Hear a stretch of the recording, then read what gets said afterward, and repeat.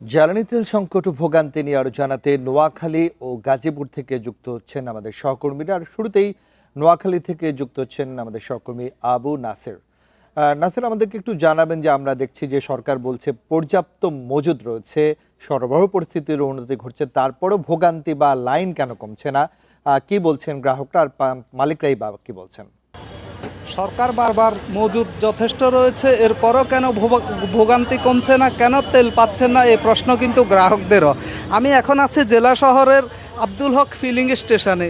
এই ফিলিং স্টেশনটিতে প্রতিদিন সকাল 9টা থেকে রাত 10টা অবধি রেশনিং পদ্ধতিতে মোটরসাইকেলে সর্বোচ্চ 300 টাকার তেল দেওয়া হচ্ছে এবং ভারী যানবাহনগুলোতে 500 টাকা থেকে সর্বোচ্চ 1000 টাকার তেল দেওয়া হচ্ছে। এখানে যারা অপেক্ষমান তারা বলছেন তারা প্রত্যেক দিন কমপক্ষে ভোর থেকে রাত 10টা অবধি অপেক্ষা করেন এবং এই দীর্ঘ লাইন, এখন যেই লাইনটি আমরা দেখতে পাচ্ছি এই পেট্রোল পাম্প ছাড়িয়ে এই লাইনটি জেলা শহরের প্রধান সড়ক হয়ে পূর্ব দিকে একেবারে জেলা গোয়েন্দা অফিস, পুলিশ কেজি স্কুল থেকে শুরু করে আকারে জেলা প্রশাসকের কার্যালয় পর্যন্ত প্রায় চলে গেছে। এই লাইন ক্রমেই দীর্ঘ হয় বেলা বাড়ার সাথে সাথে এবং এক পর্যায়ে রাত 10টায় যখন তেল দেওয়া বন্ধ হয়ে যায় তখনও 1 থেকে 150 গাড়ি থেকে যায়, সেগুলো রেখেই চলে যেতে হয়। কেননা অনেক মোটরসাইকেল তারা তেল শেষ হওয়ার পর ঠেলে পাম্পে নিয়ে আসেন জ্বালানির জন্য, কিন্তু তাদের আর উপায় থাকে না,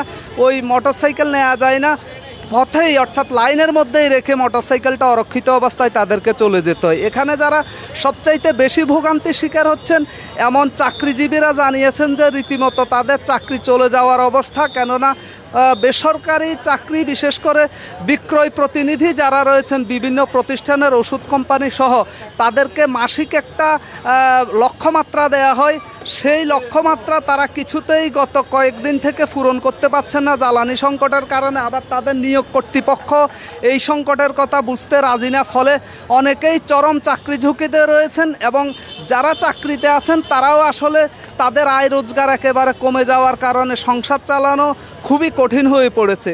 এর পাশাপাশি এখানে যেই সেবাদানকারী প্রতিষ্ঠানগুলো রয়েছে, বেসরকারি হসপিটাল থেকে শুরু করে যে রেস্তোরাঁ যেগুলো রয়েছে, সেগুলো তো এখন একসাথে দেখা যাচ্ছে যে বিদ্যুতের লোডশেডিং অনেক বেড়ে গেছে তাপদাহের সাথে। তারা আসলে জ্বালানি সংকটের কারণে যেহেতু তাদের জেনারেটর চালাতে পারছেন না, ফলে তাদের এই প্রতিষ্ঠানগুলো চালানো রীতিমতো কষ্টকর হয়ে পড়েছে। প্রতিদিনই তারা অভিযোগ করছেন। অন্যদিকে দ্বীপ উপজেলা হাতিয়ার বিশাল একটা জনগোষ্ঠী রয়েছে যারা এখানে স্পিডবোট চালিয়ে এবং নৌযান চালিয়ে জীবিকা নির্বাহ করেন। তারা আসলে জ্বালানি সংকটের কারণে স্পিডবোটে মানুষ আনা নেওয়া করতে পারছেন না এবং স্পিডবোটটি অনেক গুরুত্বপূর্ণ হাতিয়া, এই কারণে দ্রুততার সাথে জেলা সদরের রোগী আনা নেওয়ার ক্ষেত্রে অনেক সময় লাগে, কিন্তু সেটি পাচ্ছেন না। অন্যদিকে ফিশিং বোট যেগুলো রয়েছে সেগুলো। আপনি সংবাদ সংগ্রহ করতে থাকুন, আমরা পরবর্তীতে আপনার সঙ্গে আবারও যুক্ত হচ্ছি। আমরা একটু যুক্ত হতে চাই আমাদের গাজীপুর সহকর্মী আবুল হাসানের সাথে। হাসান, আমাদেরকে একটু জানাবেন যে আমরা দেখছি সরকার বলছে মজুদ বাড়ছে, সরবরাহ পর্যাপ্ত পরিমাণ দিচ্ছে, তারপরও আসলে গাজীপুরে আসলে পেট্রোল পাম্পগুলোতে অবস্থার উন্নতি হয়েছে কিনা? দেখুন, আমি যেই পাম্পটিতে আছি নাওজোর এলাকায়, সেই পাম্পটিতে এখন কিন্তু জ্বালানি সরবরাহ বন্ধ রয়েছে এবং আমরা এখানে ফিলিং স্টেশনের যে কর্তৃপক্ষ তাদের সঙ্গে কথা বলেছিলাম, তারা যেটি জানিয়েছেন যে গতকাল তারা 8,376 লিটার ডিজেল এখানে বিক্রি করেছেন এবং সেই বিক্রি কিন্তু দুপুরের পরেই তাদের যে মজুদ সেটি শেষ হয়ে গেছে এবং এই কারণে বিকেল থেকেই তারা এই তেল সরবরাহ এখন বন্ধ রেখেছেন। এই বন্ধ রাখার যে ফলশ্রুতি সেটি হয়েছে যে এখানে অপেক্ষমান যে গাড়ির সারি সেটি কিন্তু দীর্ঘ হয়েছে এবং যারা চালক আছেন তাদের এই গরমের মধ্যে কিন্তু দুর্ভোগে পড়তে হয়েছে।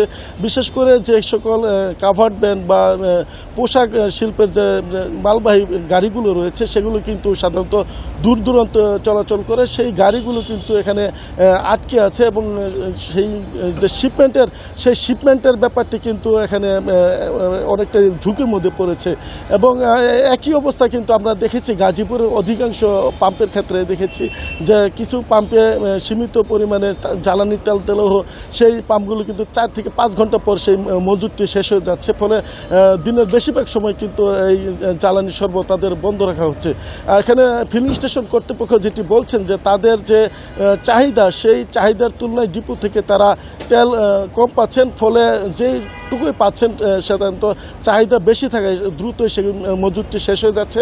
ফলে এখানে চালকদের যেমন ভোগান্তি বেড়েছে, তেমনি কিন্তু অন্যান্য যারা বিভিন্ন শ্রেণী পেশার মানুষ রয়েছেন, মোটর বাইকের চালক রয়েছেন, তারাও কিন্তু এখানে ভোগান্তিতে পড়ছেন। আরেকটি সবচেয়ে বড় বিষয় যে গাজীপুরে কিন্তু লোডশেডিং বেড়ে গেছে এবং সেখানে এখানে যে শিল্প প্রতিষ্ঠানগুলো রয়েছে সেই শিল্প প্রতিষ্ঠানে সাধারণত ডিজেল চালিত জেনারেটর ব্যবহার করেন, ফলে এখানে তেল না পাওয়ার সেই ডিজেল চালিত জেনারেটর তারা ব্যবহার করতে পারছেন না। ফলে এখানে উৎপাদন কিন্তু কারখানাগুলোতে কমে এসেছে এবং কারখানা মালিকরা বলছেন যে দিনে 7 থেকে 8 ঘন্টা লোডশেডিং হচ্ছে।